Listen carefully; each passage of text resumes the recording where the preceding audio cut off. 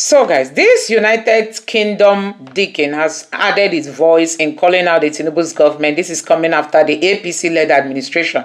In Katsina State is saying they are letting go 70 terrorists, as part of a peace deal between them and the terrorists. See how Sahara Report has captured it. It says, exclusive.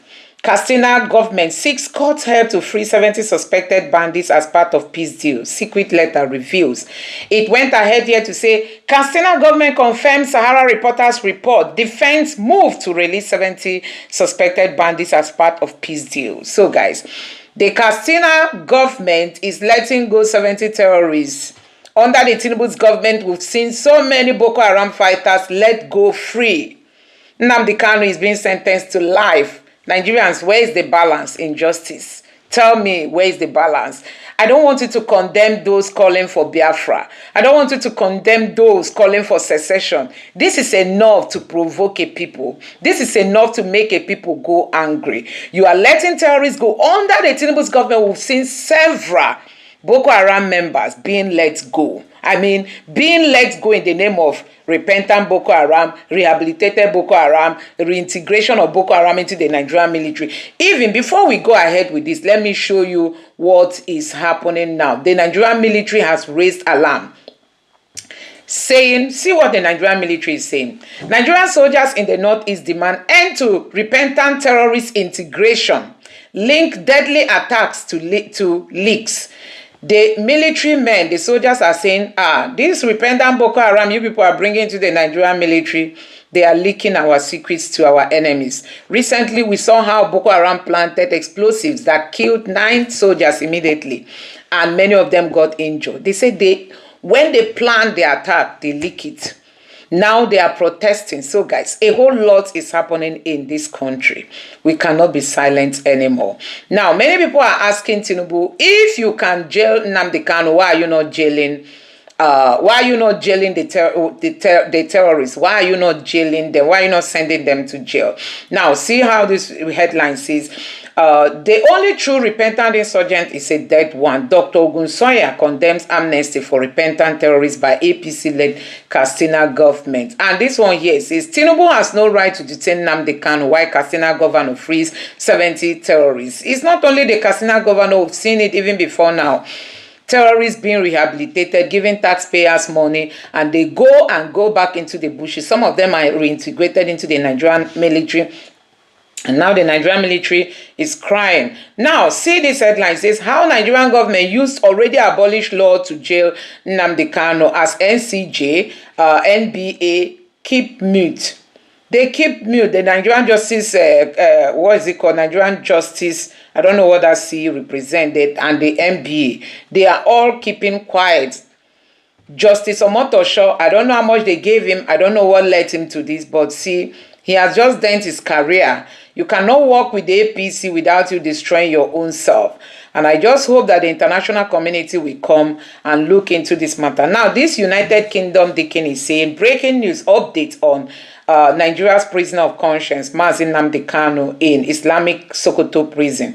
Please retweet and tell the world about the imprisoned Biafra leader. Free Nnamdi Kanu, free Nnamdi Kanu, free Nnamdi Kanu. This is the call. Nigerians are saying if the Tinubu's government can jail Nnamdi Kanu, why are they letting terrorists go? Why are terrorists being rehabilitated, giving taxpayers money and brought back into the Nigerian military? So guys, let me know what you think about all this. But I'm going to allow you to take a look at some of these clips and let me know your thoughts in the comment section below. Thank you. So freedom, just like as I said, today being 11th day of January 2026. This is the Kofa da Ramiya roundabout in Sokoto. So the challenges we are having is that the judgment of the court is really affecting Nnamdi Kanu's appeal. Remember that the judge ordered that Nnamdi Kanu should not have electronic access to electronic devices. And somebody who is doing an appeal on his phone, he cannot. Even the correctional center, when the Nnamdi Kanu wanted to go and do something, they said that no, the order said that he should not have any electronic device. How can you say somebody who is doing his appeal, he cannot have access to printer, he cannot have access to photocopier, he cannot have access to any electronic gadgets. It is unfair. You don't do this kind of thing.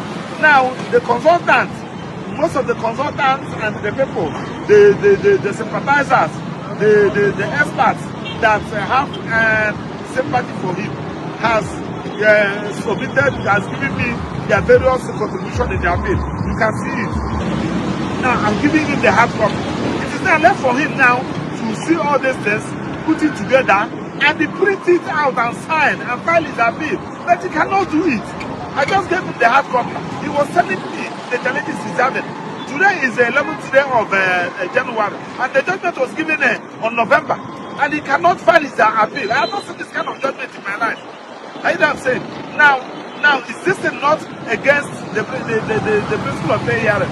I've been in Sokoto here for how many days now? This is the challenges I'm having, and I cannot be coming from Abuja to Sokoto. Each trip I embark from Abuja to Sokoto here, both flight tickets, drop, hotel fees. It's not fair. So that is the challenges he's having. So we are looking for a way on how to, whether to go back to the court, for court to reconsider this thing on appeal. I don't know how we're going to do it. That's God bless you. That's the update I said. Let me just give you. I did earlier for conversation on the course to get repentant bandits to be assimilated into the community. And I have for this conversation Darlington Umoru.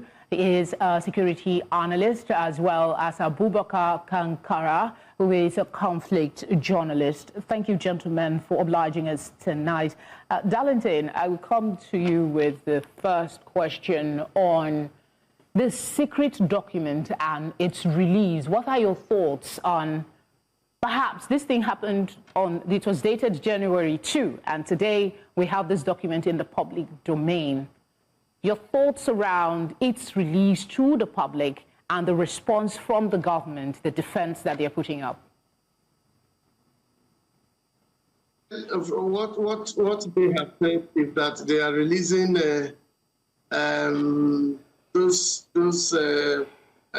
well, I don't want to call them criminals now because they have not been declared criminals by a proper court of jurisdiction. Exchange of prisoners of war, as they call it, is allowed, during war times, where we have seen that across the world over time.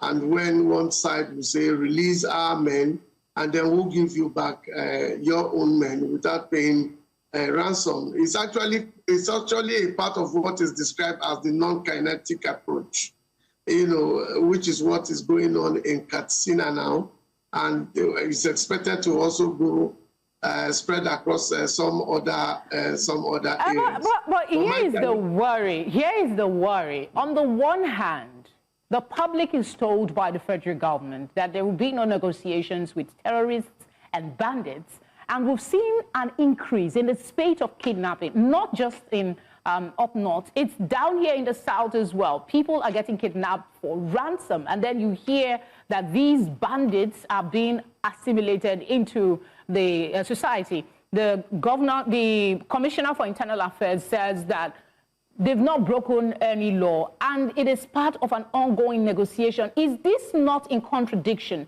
of the federal government stance? Let me correct an impression, please. Let me correct an impression, and I'm going to give you an empirical answer to that. People keep saying that you don't negotiate with terrorists. I do not understand it.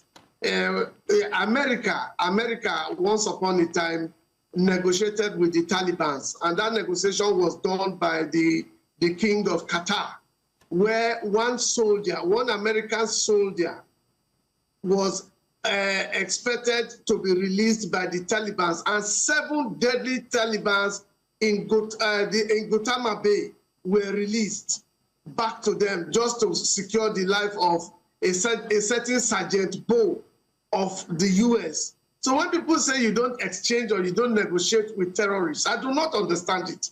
America did that. America cannot even tell us they don't do that because we have the record and we have the history. Okay, Darlington, the reason you are in this conversation and the reason I'm posing, Darlington, the reason you are in this conversation, the reason I'm posing this question to you is because of your background. You're a security analyst. And the question I asked you was quite straightforward, that the federal government has said they do not negotiate with terrorists. If that has changed, no formal information has been communicated to the people. Correct me if I'm wrong on that instance. Let me come to you, Abubakar, and just ask your experience with this and where we currently are.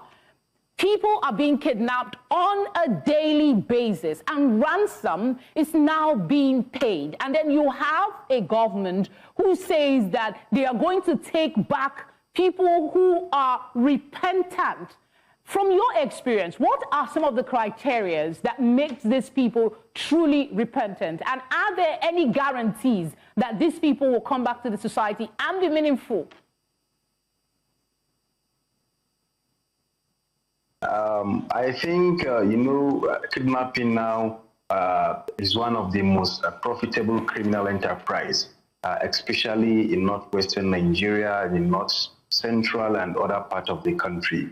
What I think is the government are trying to negotiate with these terrorists, but these terrorists understand that whenever they commit more atrocities, the government always call them to sit with them in dialogue and pay them in millions and then compensate them with their demand. So they make it a usual business to kill more people, to kidnap more, especially they target even minorities, they target women and children. So as the government will listen to them and free most of their lieutenants and their commandant, which most times you find out that is one of the things that is making the bandits or the terrorist group killing more people, because when you arrest their most experienced person, they become handicapped and they lack some strategies to attack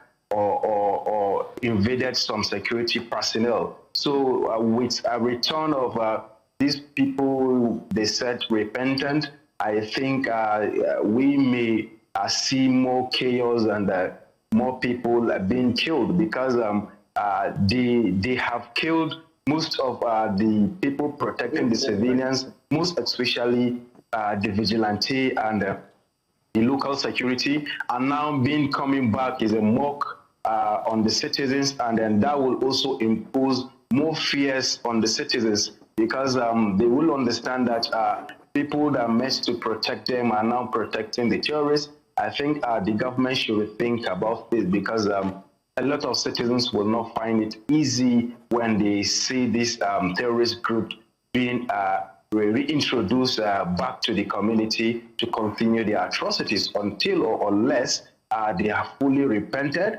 and then the government will ensure to deploy more troops and build more mechanism where people will not be killed or threaten their life. So I think this is one of the major reasons these bandits keep more attacking, to get more found from the government and the ordinary citizens. All right, Darlington, I'll come back to you. My question is in two folds. The first is your comments about even the U.S. negotiates, but the scenario we have here in Nigeria, where it is now ransom, kidnap for ransom. It is a business, whether I want to acknowledge it or not.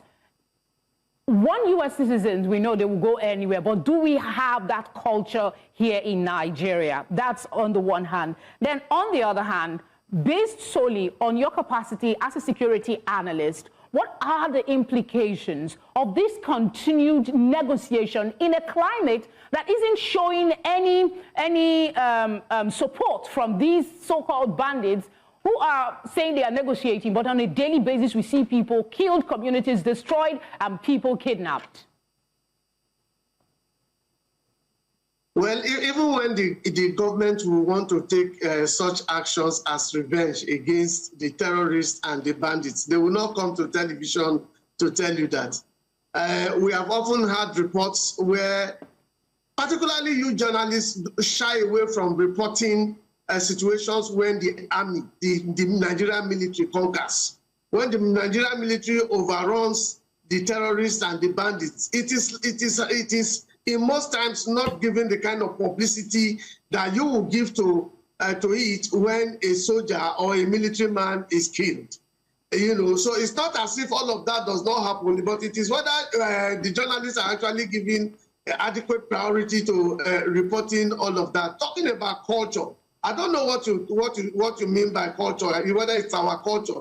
What we know that in military in war situations, you have the kinetic approach and the non-kinetic approach, and so there's nowhere in the world where wars were completely won only through the kinetic approach. At the end of the day, you see people coming down to the round table to judge. What are they judging over? Is to find solutions to how to bring in such situations, you know, to an end. You shift a little, I shift a little.